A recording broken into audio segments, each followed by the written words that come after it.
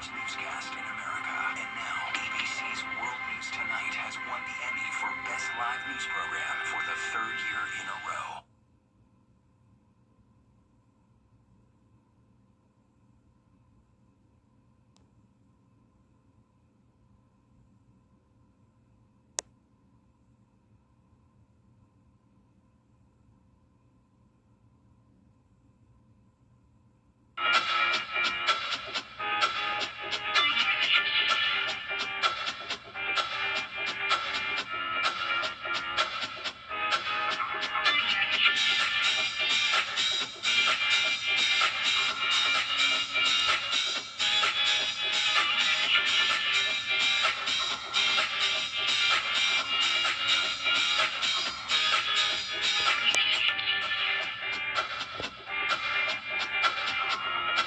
Time and temperature, brought to you by your local Honda dealer.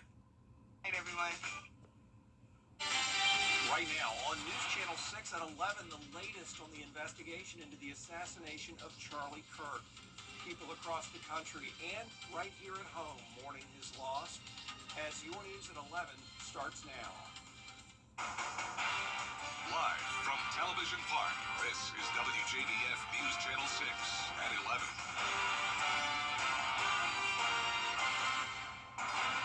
Hey everybody, I'm Brad Means. We do thank you for joining us as coverage you can count on begins with investigators trying to figure out a motive behind the deadly shooting of political activist Charlie Kirk. Take a first look at our weather. Our chief meteorologist, Jenna Petracci, joining us now after another really nice start to the work week. Yeah, it was great out there today. We had pretty comfortable temperatures in the afternoon as we made it into the 80s after a chilly start. And it was a completely dry day, but looking at Live Viper 6 here, you can see the CSRA is still dry, but we do have this little cluster of some light showers just to the south of I-85. This is from Colbert over towards Hartwell, along the border of Georgia and South Carolina. Now, it's possible that we could see a stray shower overnight in places like Wilkes County, but other than that, we'll stay dry. This is our Terry Lambert Hyundai Skyview cam in Burke County, looking good. Like I mentioned, we had a chilly start to our day, 10 degrees below normal, not too far off from our record low of 47. And notice we were nowhere near our record high of 100 set back in 1927. We made it to 89 though, which is 1 degree above average. And right now we're in the upper 60s through low 70s, 68 in Augusta and Aiken, 69 in Saluda. Overall, very consistent temperatures. Dew points are in the low 60s, a bit more moisture around with some cloud cover and those showers to our north. Winds are coming out of the north, very light, only up to 5 miles per hour. And tomorrow morning when you're headed out the door, we'll have clear skies.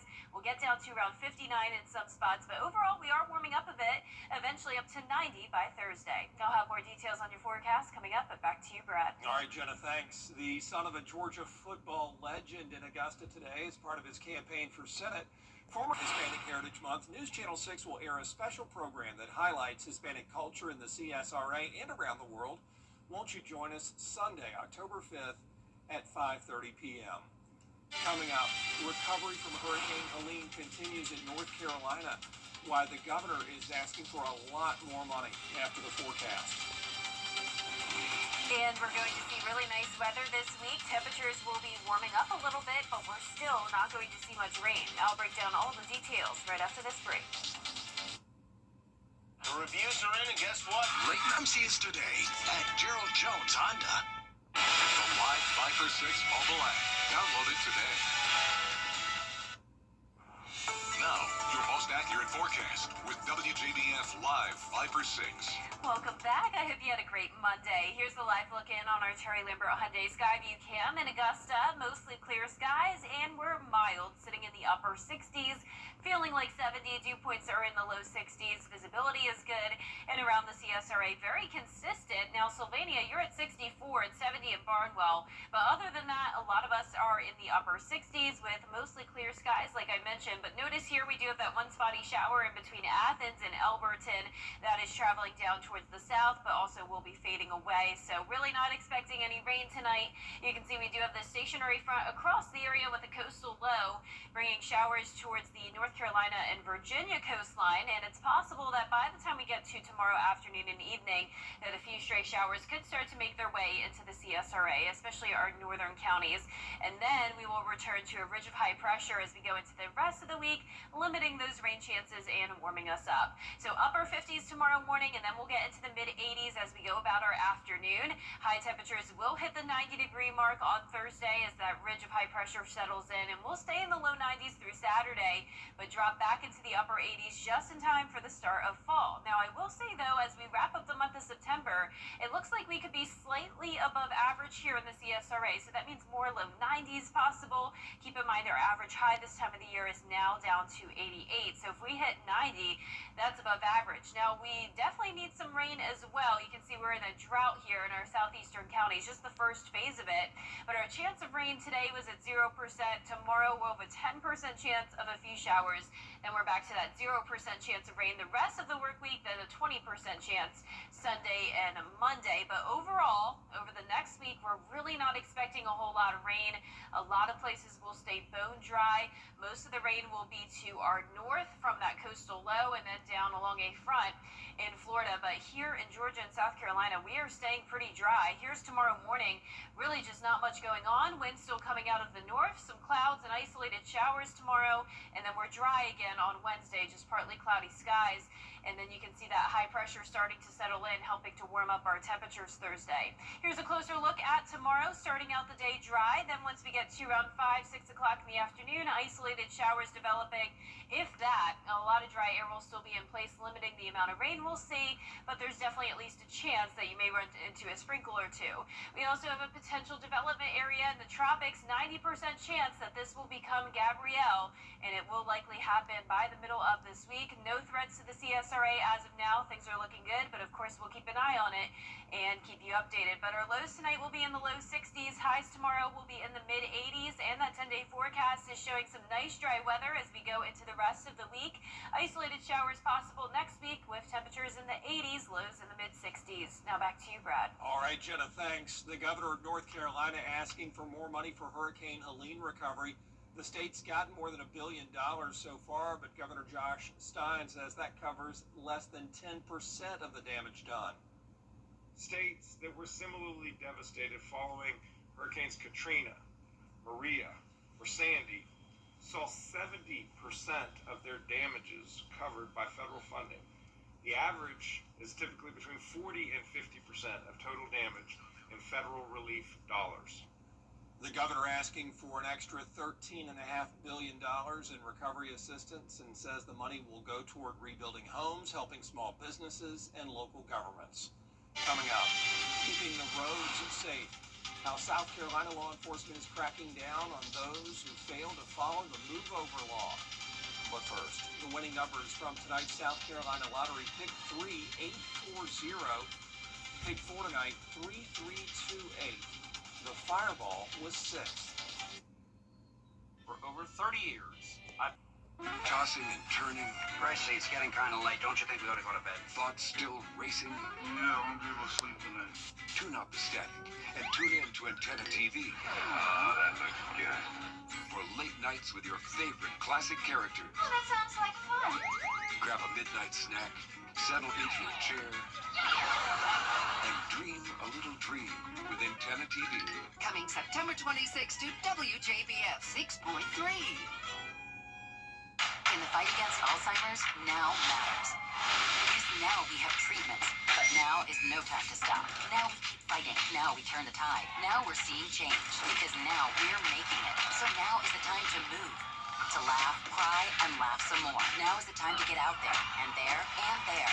With your community that will never quit. Because now we need you with us at the Alzheimer's Association Walk to End Alzheimer's. Because now is the time for hope. Join the fight at alz.org/walk. Get the latest video in one click at WJBF.com. I was on my way to take my son to school, and this guy rear-ended us. I would never be able to get that day back, but getting the maximum compensation makes it all easier. If you've been in an accident, please call Mike Hostler Law Firm. The WJBF Live Fiber 6 Skyview Network is sponsored by Terry Lambert Hyundai. Low prices, big selection, and committed to quality customer service. Lawmakers are cracking down on distracted driving after 3 South Carolina troopers were recently hit by vehicles while doing their jobs. Caroline Yaffa reports. This wall behind me honors South Carolina troopers who were killed during the line of duty, and some were hit by cars during traffic stops. Now law enforcement is launching a statewide crackdown to make sure this wall doesn't grow any longer.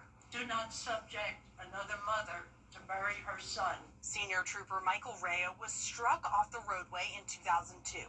The driver who killed him was not following the move over law. Please, please, please, motorists, slow down and move over. It's so important. It costs a life. Law enforcement launched a new initiative called Operation Keep Us Safe. Highway Patrol says it's a week-long statewide crackdown on drivers who fail to follow the move over and hands-free laws. Our troopers and officers work hard every day to keep our roadways safe so that you can make it home safely to your families. So I plead with you from the bottom of my heart in asking you to do the same and do your part to make sure these officers make it home safe to their families. The move over law requires drivers to move over one lane or slow down significantly when approaching any emergency or utility vehicle with flashing lights stopped on the side of the road. At some point, the issue of safety is no longer in their hands, and instead is in the hands of the people driving on our roadways. I know I'm not alone when I say it seems like people just don't care. Now, if you get pulled over for not following the move over law, you will still receive the standard fine of between $300 and $500. But some members of law enforcement say it's not enough. My wish would be that when judges have these violators appear before them, they don't give them a fine.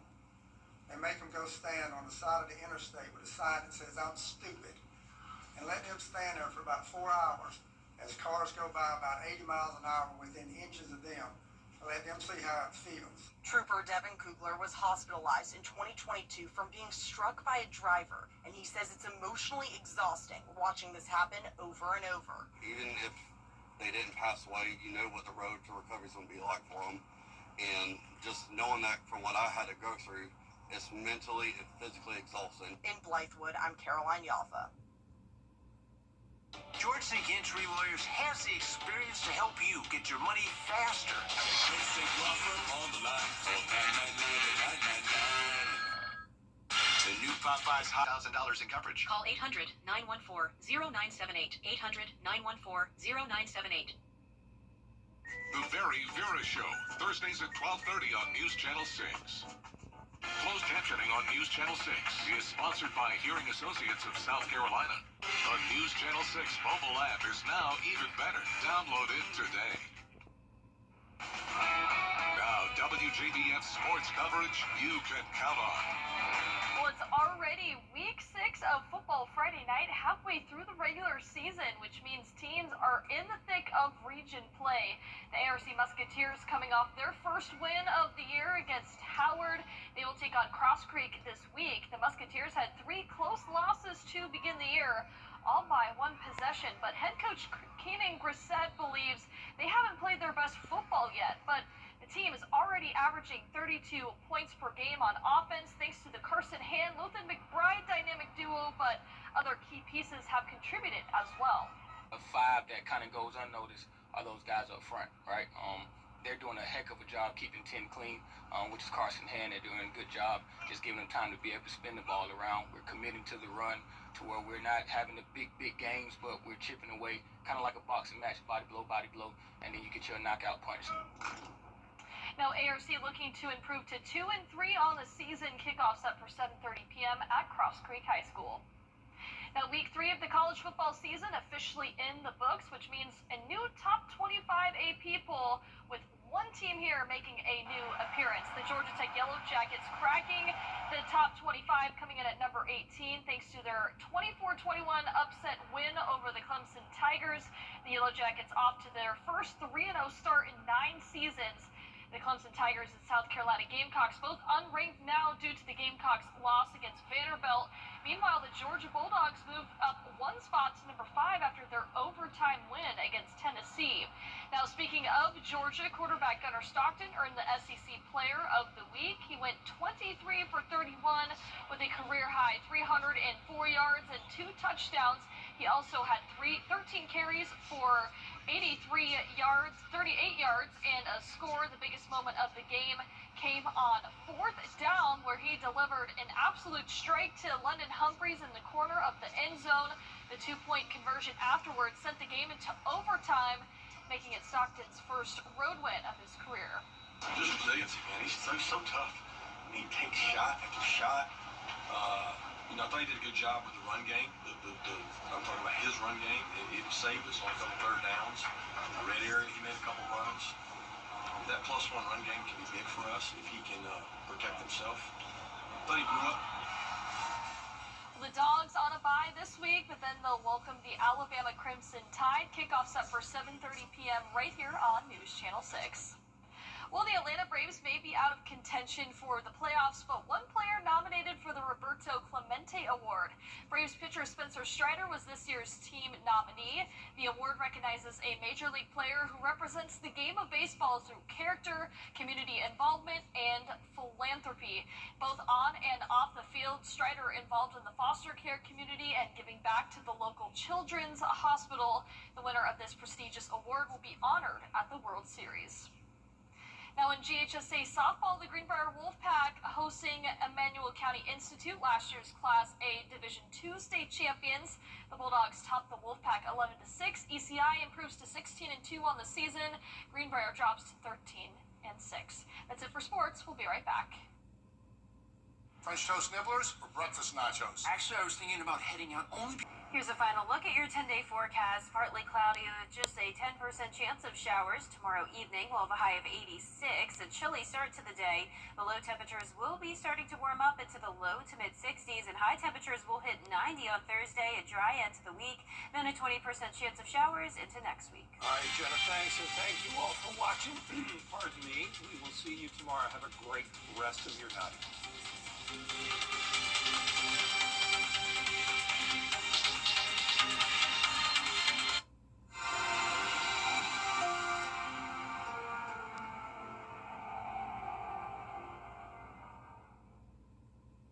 Once upon a bedtime, the